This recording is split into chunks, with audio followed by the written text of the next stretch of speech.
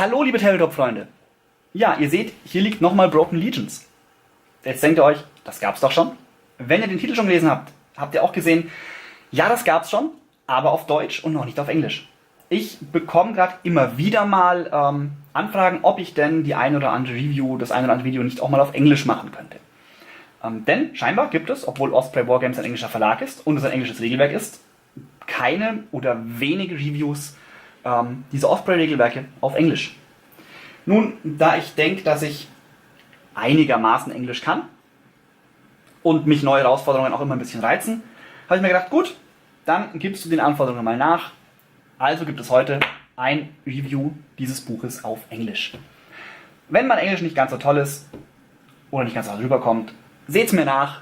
Wie heißt es so schön, Übung macht den Meister. Also ab hier, jetzt nur noch auf Englisch heute. Hello dear wargaming friends. Some of you asked me to do this review in English, and so I'll try to. So, nice that you watching my channel as non-native German or non-German speakers, and now I'm trying to do this review of Broken Legions in English.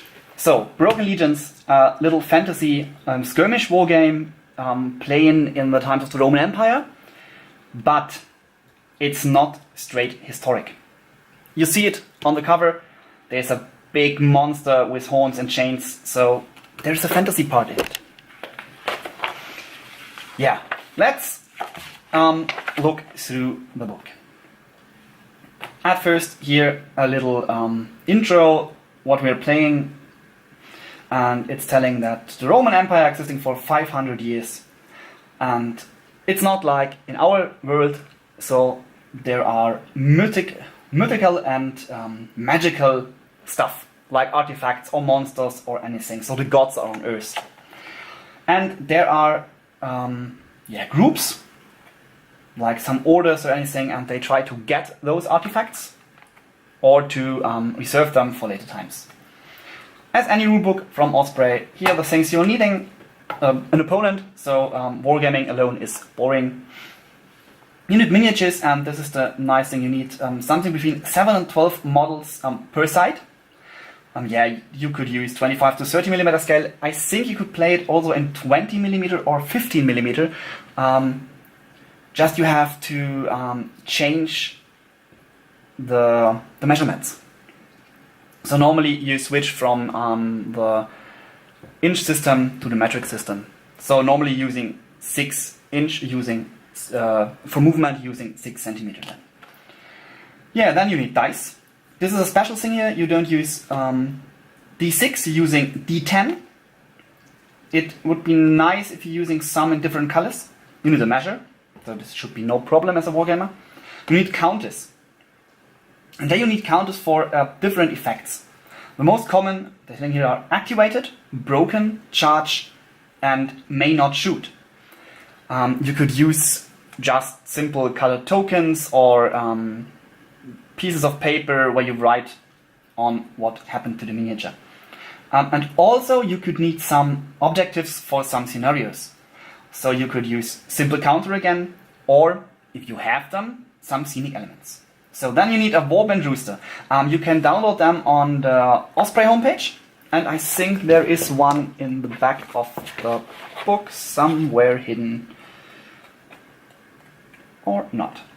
Okay, they're not in the book, but you can download them from Osprey Games. I put the link for the download down in the comment area. Then, notepad, some paper, pencil, no problem. A gaming area. Normally, standard gaming size for this game is 90 x 90 or 3 by 3 feet. It's perfect, and you can play in anything. In an antique city, you can use desert, you can use forest, anything you could imagine. And scenery. Yeah, you know, what is a nice table without any buildings or trees or rocks or anything.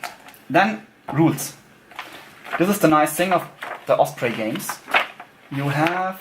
oh, wait, where are the rules ending? Let me see where the scenarios are starting. Yes, okay, rules. Rules are starting at page 5. And they're ending and ending are special rules, or 3 or 4 pages special rules on page 34. So we have 29 pages of rules. This is nothing compared to other systems. Yeah, what's inside? What characteristics the single models have? What types are there? Example profiles, how you use the dice, how tests and contests are working, how modifiers working. Then how your turn sequence is built up. So there's first initiative test, then you could use actions, then there's the melee, and then recovery time. So first phase is the initiative phase. At the beginning we have to decide who starts the game. So very easy, each player rolls a d10 and adds the current presence value of his warband's leader. So you could guess the highest score takes initiative. Then it goes on to the action phase. So any model has, I think, 2 actions. You could move, normal moves, you can prone, you can charge, many rules on failed charges and so on, moving through terrain. It's not so much different to some other games. You can jump about gaps. So then, actions. Different from only moving, there is an action like run, hide, ranged attack, perform, miracle, and a heroic action. Yeah, run and hide is clear. Ranged attack, also clear. You have some man with bow or with javelins or sling or throwing weapons and so on.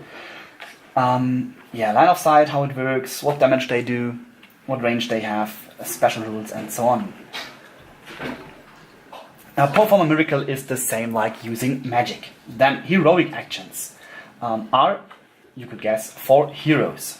So heroes, could you do special actions? And they're more detailed on page 20. Then, how does melee work? What can you do in a combat? Any modifiers, critical dices, how you use multiple melee, how you're dealing damage, what the different weapons do damage. You have sometimes attack bonus, sometimes damage bonus, and the most of them have special rules. Then, how do you use armor? What happens when you lose a fight? Then, what is recovery phase? Then you have to resolve persistent effects. Then all is lost tests. You could rally broken models, and you have to move fleeing models. Yes, heroes. Your heroes are mostly your leader and some champions, maybe a magician or some special miniatures. Yeah, there's anything. What is fate?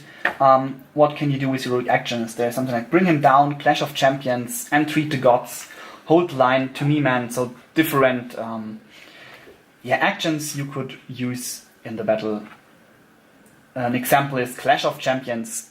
I think you can do this with any hero, and you can offer a challenge to any enemy hero within 6-inch end line of sight.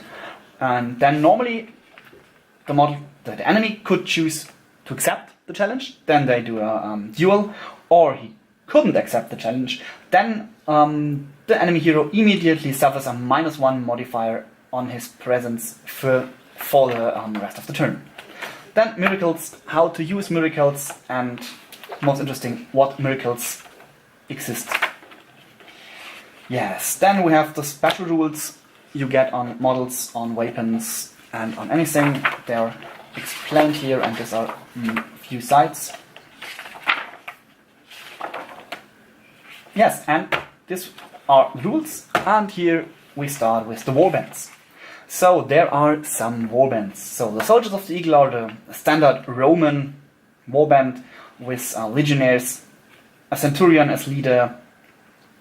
You can take artillery teams with you, with a scorpion, and so on. Then there are the options. So as example, you can upgrade your centurion. You can give him a horse, or he can take a shield or a tower shield. He can take up to 2 warhounds, and you can upgrade him to a primus pilus. And then you can upgrade the primus pilus again. Then, Order of the Mithras, also a Roman warband, but they're a little bit different. They can use all the legionaries, and I think the normal Romans can use gladiatores. No, they can't use gladiatores. So you can take a gladiator, auxiliary cavalry, and a little bit less than the normal Romans, but I think they're an interesting warband. Yeah, and of course, any warband has a special 1 or 2 special rules. So here the Sons of Spartacus, what should they be as some men from the Spartacan revolt, so slaves. You can use arena champions, many gladiators, you can use Warhound, a bear and the lion. Then we have the barbarians, they are the Germans or the Celts. The nicest. Here are the first really mythological troops. The barbarians can use wolfkind, so werewolves. Then the Dacians, there you can use vampire. They have a Strigoi with them, they can use the ghouls and also warhounds. Then the Argonauts are the Greek troops. Yeah, they are nice. We played with them once. Then the cult of Set are the Egyptian troops. This is very nice. You can use